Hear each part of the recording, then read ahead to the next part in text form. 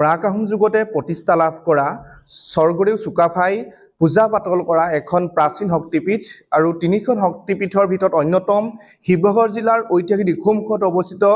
ৰামকাপীঠ দেৱালয় আৰু এই দেৱালয়ত দীৰ্ঘদিন ধৰি যুগ যুগ ধৰি কেইবা শতিকা ধৰি ইয়াত তেওঁলোকে পূজা পাতল কৰি আহিছে দেৱী দুৰ্গা ইয়াত পূজা কৰি আহিছে আৰু এই মুহূৰ্তত যেটো মই আছো ৰামকাপীঠ দেৱালয় আৰু এই দেৱালয়ৰ যি পৰিৱেশ যেটো ইতিমধ্যে দুৰ্গা পূজাৰ সমাগত আৰু এই দুৰ্গা পূজাৰ সময়ত ইয়াত দেখিবলৈ পোৱা গৈছে সম্পূৰ্ণ বৈদিক নীতি নিয়মেৰে ইয়াত আধ্যাত্মিকতাৰে তেওঁলোকে যি দেৱী দুৰ্গাৰ যি ইয়াত প্ৰতি বছৰে পালন কৰি আহিছে আৰু এই বছৰো তেওঁলোকে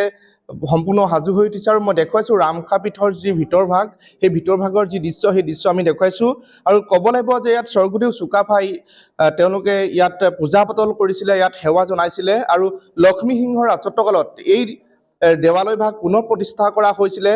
দিখৌ দৰিকা আৰু ব্ৰহ্মপুত্ৰৰ যি ত্ৰিবেণী সংগম এই ত্ৰিবেণী সংগমতে অৱস্থিত এই হৈছে ৰামকাপীঠ দেৱালয় আৰু দেওঘৰীয়া গাঁৱত অৱস্থিত আৰু প্ৰাক আহোম যুগতে যিটো ইয়াত প্ৰতিষ্ঠা কৰা হৈছিলে এই ভাগ দেৱালয় আৰু স্বৰ্গদেউ লক্ষ্মী সিংহই তেওঁ ইয়াত পুনৰ প্ৰতিষ্ঠা কৰিছিলে দেৱালয় ভাগ আৰু আমি যেটো ইয়াত দেখুৱাইছো ইয়াত সম্পূৰ্ণ বৈদিক নীতি নিয়মেৰে আধ্যাত্মিকতাৰে ইয়াত প্ৰত্যেক বছৰে পূজা পাতল কৰি আহিছে তেওঁলোকে ইয়াত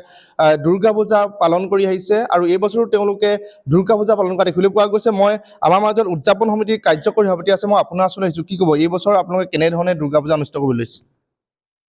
আমি 4 দিনীয়া কাৰ্যসূচীৰে শ্ৰী শ্ৰী ৰামকাপীঠ দেৱালয়ত দুৰ্গা পূজা উদযাপন কৰিবলৈ আয়োজন কৰিছো যেহেতু এই শ্ৰী শ্ৰী ৰামকাপীঠ দেৱালয় এখন প্ৰাচীন শক্তিপীঠ অসমত তিনিখন শক্তিপীঠৰ ভিতৰত অন্যতম শক্তিপীঠ গতিকে আমাৰ ইয়াত সম্পূৰ্ণ আধ্যাত্মিক নীতি নিয়মেৰে বৈদিক পৰম্পৰাই আমাৰ প্ৰতি বছৰে ভক্তপ্ৰাণ ৰাইজে স্বৰ্গদেউ লক্ষ্মী সিংহই পুনৰ প্ৰতিষ্ঠা কৰাৰ দিনৰ পৰাই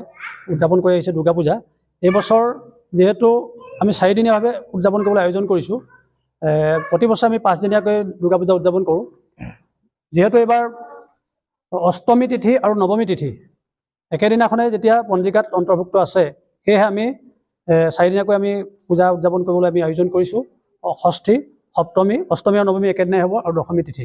গতিকে আমি আপোনালোকৰ চেনেলৰ জৰিয়তে আমি সমূহ ভক্তপ্ৰাণ ৰাইজক আমি আমন্ত্ৰণ জনাইছো দুৰ্গা পূজালৈ সহায় সহযোগ বিচাৰিছো আপোনালোকৰ চেনেলৰ জৰিয়তে আমি ইয়াকে আমি কামনা কৰিছো হয় নিশ্চিতভাৱে অসমৰ যিটো তিনিখন শক্তিপীঠৰ ভিতৰত জাগ্ৰত এখন শক্তিপীঠ হৈছে ৰামকাপীঠ দেৱালয় আৰু এই দেৱালয়ত তেওঁলোকে পূৰ্বপুৰুষানুক্ৰমে ইয়াত পূজা পাতল কৰি আহিছে সম্পূৰ্ণ বৈদিক নীতি নিয়মেৰে আৰু ইয়াত কোনো ধৰণৰ দেৱী মূৰ্তি ইয়াত প্ৰতিষ্ঠা কৰা যেটো নহয় ইয়াত সম্পূৰ্ণ বৈদিক নীতি নিয়মেৰে কৰা হয় আৰু আমাৰ মাজত যেটো ইয়াৰ মন্দিৰৰ যিগৰাকী পূজাৰী তেওঁ আছে আমাৰ মাজত এইটো কি ক'ব আপোনালোকে ইয়াত প্ৰত্যেক বছৰে কৰি আহিছে আপোনালোকে ইয়াত বলি বিধান মানি আহিছে কি ইয়াত আপোনালোকে বলি দিয়ে আৰু কোনদিনা বলি দিয়ে কি ক'ব হয় আমাৰ ষষ্ঠী দিনৰ আৰম্ভ হয় সপ্তমীত অষ্টমী নৱমী আৰু দশমী সপ্তমী আৰু অষ্টমীত বলি হয় আৰু নৱমীটো বলি হয় তাৰপিছত আমাৰ দশমী দিনাখনি অপৰাজিতা পূজা হৈ পেলাই দেৱী বিসৰ্জন হয় আৰু দেৱী বিসৰ্জন হয় দেৱী আমাৰ নৱপত্ৰিকা বিসৰ্জন হয় দেৱী থাকেই সেইকাৰণে নৱপত্ৰিকা আমাৰ বিসৰ্জন হয় দশমীৰ দিনাখন কি ক'ব যেতিয়া প্ৰত্যেক বছৰে আপোনালোকে বৈদিক নীতি নিয়মেৰে পূজা পাতল ভাগ কৰিছে এই মুহূৰ্তত এটা মন্ত্ৰোচ্চাৰণ হ'ব লাগে আপোনাৰ পৰা ওম জয়ন্তী মংগলা কালী ভদ্ৰকালী কপালিনী দুৰ্গা ক্ষমাৰাত্ৰি সদা স্বাহা নমস্তুতে ওম সৰ্বস্বৰূপী সৰ্বশক্তি সমন্তে ভৈব দুৰ্গা দেৱী নমস্তুতে ওম শৰণাগত দিনাৰ্থ পৰিত্ৰাণ প্ৰাণ সৰ্বশক্তি হৰে দেৱী নাৰায়ণী নমস্তুতে নাৰায়ণী নমস্তুতে নাৰায়ণী নমস্তুতে ধন্যবাদ জনাইছো আৰু আমি দেখুৱাইছো শিৱসাগৰ জিলাৰ ঐতিহাসিক দিখৌমুখত যি অৱস্থিত ৰামকাপীঠ দেৱালয় সেই ৰামকাপীঠ দেৱালয় আমি পৰিৱেশ দেখুৱাইছো আৰু এনেধৰণে এই দেৱালয় ভাগ ইতিমধ্যে